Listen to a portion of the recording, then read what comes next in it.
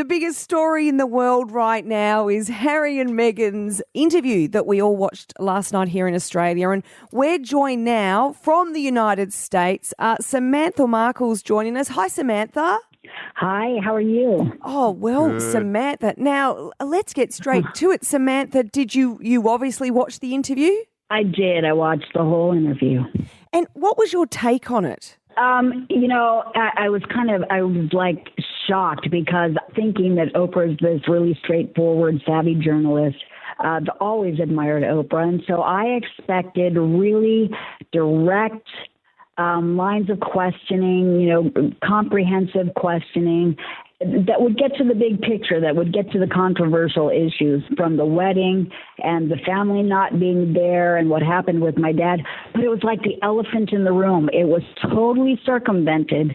They ignored it altogether. Everything that the public had witnessed was avoided. Samantha, I agree with you because I was waiting for that to be addressed. But when we woke up here in Australia this morning, new footage has been released. She did speak about your father and also you. Have you heard this morning? Well, she didn't speak about us on the show, and I thought that was a problem. It's like Oprah could have directly questioned her, but I kind of feel like for Oprah, just to chit-chat about it with Gail, it had no credibility. It became hearsay. And for Oprah to say it without doing her homework as if it's the gospel was totally negligent and wrong. She had said, I haven't seen Samantha in 19 years. Well, she was at my graduation for my bachelor's degree. There are so many photos in the media that are salient about that. And that was 2008. So I don't know about you, but if you do the math, 2008 to now is not 19 years. And in fact, Samantha, let's have a listen for people who haven't heard, because I, similarly to you, was wondering when she was going to talk about her own family. Let's just have a listen to what she said. I mean, the last time I saw her must have been at least 18, 19 years ago. And before that, 10 years before that.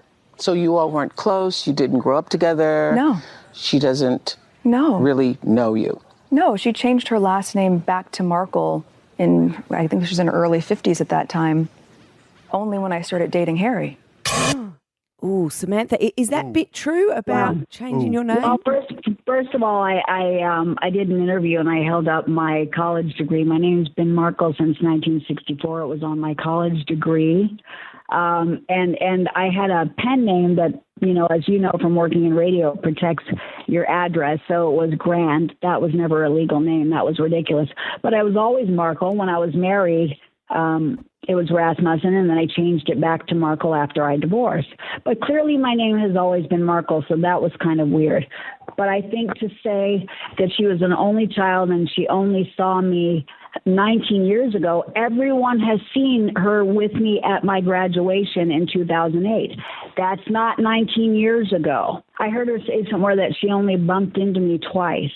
Well, considering the fact that she was born at the hospital, brought back to our house. Her mother was in our lives when I was 14. She moved into our lives. We didn't move into hers. Even when she was in junior high and high school, I was in the flat right below them in a fourplex. Doria had her own apartment. My dad pretty much raised her as a single dad.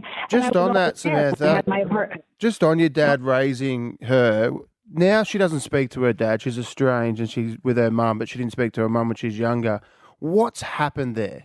Well, she's not estranged from her dad. The bottom line is when she said, I lost my dad, the world watched as my dad was in interviews wanting communication with his daughter. She didn't lose her dad. She iced her dad. But the bottom line is we were a family, and I think to suggest that she was an only child was really delusional. Do you think she's embarrassed of you guys? No, I don't think it was about embarrassment. I think clearly because so many things were coming out in the public that she was being scrutinized for, that it was like, oh my God, I'm in a corner, I'm being busted on all of this. I mean, it's all coming to the surface. So she started playing victim, and I think it was all a matter of deflecting from that. And at the wedding, it's not that she was embarrassed about it. It's because the Raglins didn't get invited to the wedding either. Our family's pretty upstanding. My dad worked in television 40 years. The bottom line is, oh my God, my lies are going to come to surface if anybody comes to the wedding and they drink champagne at the reception and people start talking. So I'm not going to invite anybody, and then nobody can talk. I definitely see a narcissistic personality disorder, and I'm not diagnosing her. She needs to get a counselor. I mean, if it was your family and your brother or sister or someone in your family all of a sudden, meet somebody and then they say they don't know you, but you've got photographs that are already salient in the media. You've got, people who can attest to a lot of it saying this was a family. She wasn't an only child. She didn't pay for her own education. She was never near the LA riots. Like all of these truths came out that she had lied about publicly. And I don't think she knew how to handle it. So it's like, let's seal everybody off. And then people like Oprah will believe me without doing any homework. And it'll be just, my word against theirs. Well, hey, wait, there are photographs out there at different stages in her life. I don't know, were there body doubles in those photographs? What I think is a shame is there doesn't seem to be much forgiveness in this picture at the moment. And I think I've always felt sympathy for your dad because, as Meghan said last night, she was naive. She didn't know the royal family, which was a bit hard to believe, but she said that. I feel like your dad was naive, and I'm sad for Meghan that she's not forgiving him and that she can't just build a bridge there because he's her dad. How is your dad feeling? Did he watch last night? Have you spoken to him or know what his reaction is? Let me back you up, though. I mean, I think there's a huge misconception here that, you're wondering if she could forgive my dad. Forgive my dad for what? He's given her everything. She iced him. She lied. She ignored him through 2 heart attacks. How about if he's willing to forgive her and maybe she should apologize? She can't be a narcissist or a sociopath and play victim to what she's done. It's like somebody runs their car in your living room and you're supposed to apologize to them.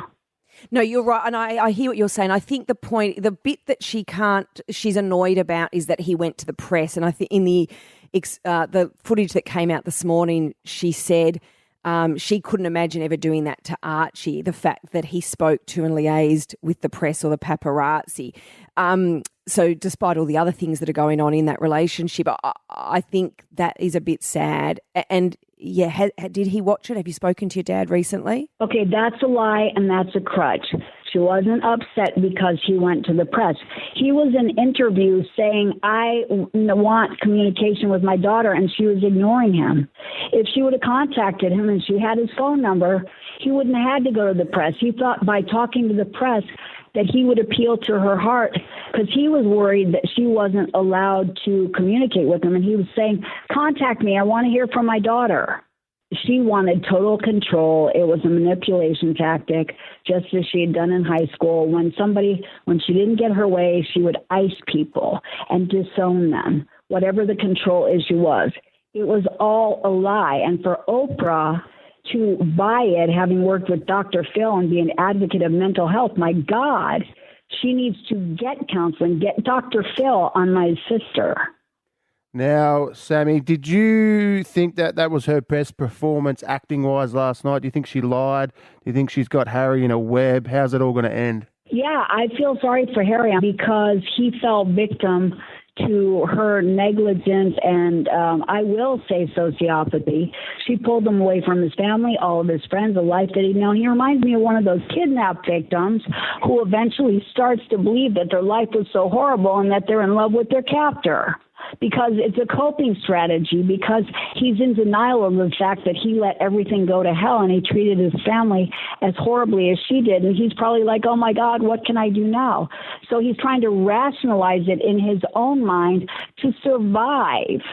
Samantha, has Meghan, I mean, she's living in California now, she's back home. Has she reached out to any family members? Anyone?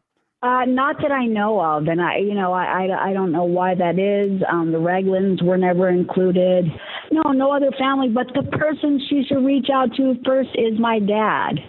Did you, Samantha, are you in touch with your dad? Have you spoken to your dad about this? Because obviously it's all headline news again. How's he coping? I speak to my dad 3 times a day. We've been there for each other. My dad's my best friend, and I'm his. And God, I love him, more than life. He's okay throughout this, and I did speak to him. I think he may be in an interview or two today. He's quite busy, and I'm sure I'll Did he watch it? Reach out to him after this. But no, he's very hurt. And for her to say, I lost my dad, I felt like, oh, my God. And the Oscar goes to, I lost my dad. Now, Meghan last night said to Oprah that she didn't really know who the royals were and that she had to curtsy in front of them inside, not just outside. Now, having grown up with her, I find this hard to believe that she didn't know who they were and who Harry was. Yeah, that's baloney. She's been seen in several photographs on the Buckingham Wall Palace as a teenager. Yeah. My dad paid for her to go with school. And furthermore, she knew very well who the royals were when she was at the Soho Club and when she was in Canada. She went to great lengths to hook up with Piers Morgan and have her friend, I guess, Misha Nunu, introduce her to a wealthy British man. It's kind of clear that she was strategizing to get close to Harry.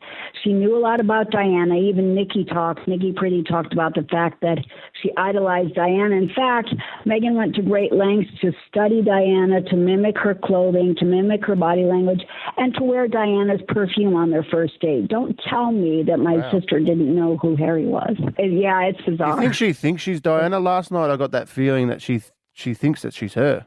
No, I don't think she thinks that she's her because she knows she's not honest. She knows she's manipulative, and I think she'd like to believe that in some fantasy world. It's a fake sense of empowerment, and it's sort of it takes her out of this like devious, manipulative light and gives her, like in her mind, a fake sense of innocence and vulnerability that Diana had that was much more pure, and Diana was a real humanitarian. So I think she'd like others to believe that, but I can't for 1 second believe that she would look in the mirror and really feel that. And so that's just a facade. Absolutely not. Well, Samantha, I mean, it was very revealing. Yes. I think the whole world, would have been watching that last night.